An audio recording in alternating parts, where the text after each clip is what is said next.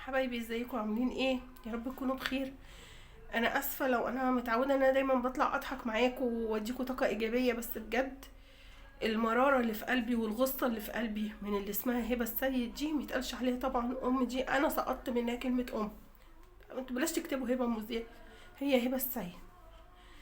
طلعت في لايف بعد ما جوزها خلص مفيش دقايق. جوزها وولاده طبعا كانوا طالعين في لايف، البنت يعني بتثبت وبتقول انا رحت للدكتوره وكشفت عليا وقالت الحمد لله زي الفل وبنته مفيش حاجه يعني. تطلع تقول ايه لهانم؟ تطلع تقول ايه؟ انا قلبي وجعني. ما ممكن يحصل اي حاجه وتفضل زي ما هي.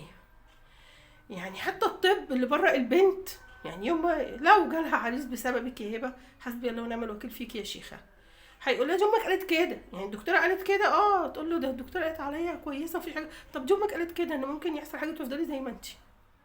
يتقال عليها ايه يا جماعه بالله عليكم؟ الانسانه دي يتقال عليها ايه؟ دي لا عايزه حبس ولا رجم ولا، دي عايزه يتنفس فيها. حقها يجي من ربنا، يعني حق بنتها وولادها دول يجي. يعني ولد فعلا اتكلم وقال انا فعلا كنت تعبان وبيتعالج، بس الله اعلم يعني تعبان ايه بقى اللي بدر منه، الله اعلم ما قالش. بس انا كنت تعبان ورحت اتعالج نفسيا وهي ما عجبهاش. وايه ده؟ وطالعه برده في اللايف. هو في حاجه اسمها يبقى تعبان وياكل ويشرب وينزل ويروح ويجي عادي؟ ما انت جاهله البعيده، انت جاهله. والجهل هنا مش عيب، الجهل يتعلم، يسمع ويتعلم. انت شايفه ابنك قدامك بيعمل ايه؟ ده طبيعي؟ يعني هو طبيعي ان اخ يعمل كده مع اخته؟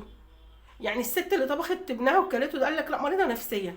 اي حاجه اي تصرف شاذ عن السلوك المعتاد عليه بيتقال عليه مريض نفسي. هو المريض النفسي كده تصرفه بيبقى شاذ مش طبيعي. اذا انا حكمت عليه ان ده مريض نفسي، بيتحط في اختبارات وبيروح لدكاتره وبتاع، بيتقال عليه مريض نفسي. حضرتك يا متعلمه يا اللي فاهمه في كل حاجه، شفتي الولد مش مؤهل نفسيا. ده بيقول لك انا بجيب شريط البرشام يا مؤمنه ب 22 جنيه. اعتبريه يا ماما الاكليريك اللي بتركبيه ها في صيام رمضان. ركبنا اكليريك وحتى اكلادور انا صايم. الحمل ما بتصومش، الحمل يعني عليها ربنا قال لها ما عليها الصيام تمام، بس هي قادره تصوم بتصوم. هي قالت انا صايمه صايمه طالعه باكلادور. انت علمتي ولادك ايه؟ انت علمتي ولادك ايه؟ ده البنات اللي هم المشهورين على التيك توك وعلى اليوتيوب راحوا قبل رمضان احنا هنشيل يا جماعه الاكليريك من ضوافرنا عشان الصيام. احترام يا ستي، هم ممكن يكونوا بيصلوش الله اعلم، بس احتراما للشهر الفضيل. قبل كده طالعه مركبه ضوافر الضفر قد كده، كل ضفر وضفر والاكلادور. الناس يقول لها اصل انتوا عارفين ان في ايام ممكن نحط فيها اكلادور وعادي ما نصليش. هي الايام بتقعد بالشهرين، بالشهر، بالاسبوعين؟ انت في حاجه في مخك يا وليه؟ انت بتكلمي مين؟ انت بتخاطبي شعب فاهم، ناس فاهمه، مش ناس زيك.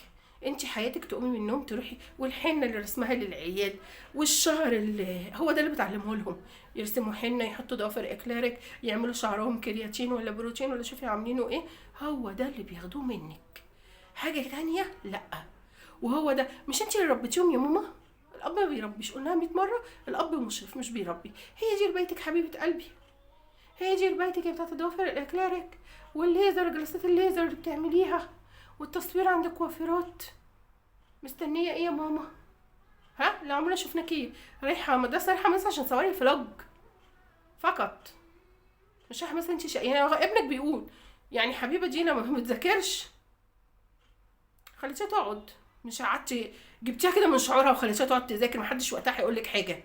انا ما بقولكيش موتيها، انما انا عندي انا بتسميها مش هذاكر هشدها كده جايبها من شعرها وقاعده على الكتاب. حسي بالقرش وحسي بالشقه اللي بتصرف عليكي وذاكري.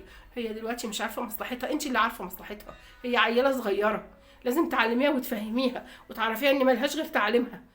الشعر والمكياج والحاجات دي طالعه تقول ايه بالله عليكم؟ راحت عند ابوها عشان يعملها حواجب، بتقول كلام ما يتقالش على السوشيال ميديا. ايه الكلام اللي انت عارفه ان في اطفال بتشوفك وكبار ورجاله ايه اللي انت بتقولي؟ الخصوصيات بتاعتنا كستات اللي بنقعد نقولها دي قعدت مع بعضينا، قعدت ستات مع بعض يتقال فيها الكلام ده. يخرب بيت اللي عمل لك يوتيوب، مين اللي اشار عليكي باليوتيوب؟ انا عايزه افهم. وفيديوهاتك دي كانت بتنزل ازاي وبتتشاف ازاي والناس متقبله منك كل ده ازاي؟ هو كل اللي بيشوفك ستات؟ ليه مالك؟ حتى نقاب مثلا او ممنوع، كاتبه ممنوع مشاهده الرجال مثلا او للنساء فقط. ما كل الناس بتشوفك، انت بتتكلمي ازاي؟ قبل كده طالعه عامله فيديو عن اعراض الحمل، اتكلمت كلام يعني انا بقيت بس والله اقسم بالله بقيت اسمعه مكسوفه. ايه اللي انت بتقوليه على السوشيال ميديا ده؟ ايه اللي بتقوليه في يخرب بيت ماسكك تليفون من اساسه؟ انت ايه تعبتينا. الولد بقى نفسه بيقول ايه في اللايف امبارح، لما ما بتعملش شغل البيت معاها بنتها حبيبه دي بتحرمها من الاكل. حد مؤمن يا جماعه يرد علينا، مؤمن اي ديانه بس مؤمن بالله كده عارف ربنا يرد علينا. لما بنتي ما تسويش معايا البيت ده، انت لو شغاله عندك هتعاقبيها، هتخصمي لها من مرتبها، مش هتحرميها من الاكل. انت تربيتي، انت اللي عايزه افهم ربيتك وانت صغيره كانت عامله ازاي. انت شكلك كنت بتتربي مثلا مع مدرب وحوش ولا حاجه كان بيكربجك مثلا، مش عارفه. حتى يا ستي لو انت قسيتي وانت صغيره واتحرمتي من الحنان، عودي في ولادك. يعني كميه القسيه اللي شفتيها خليكي انت حنينه على. انا بحس البت يعني تترمى في حضنك الكبيره في فيديوهاتك بتاعت التيك توك، تترمى في حضنك وتبوسك انت. اهمك ان انت مع الكاميرا، مش مع عاطفتك مع بنتك في التصوير، مع الكاميرا والتصوير والضحك والمرقعه اللي انت فيها. ايه ده ايه ده؟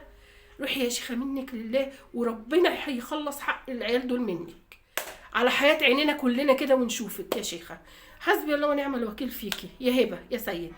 مش هقول لا انت مش يا هم مأجرينك، يا الراجل ده جاب العيال ده حاجه عليك قال لك ولادك في حاجه مش طبيعيه. لا انت مش حسبي الله ونعم الوكيل.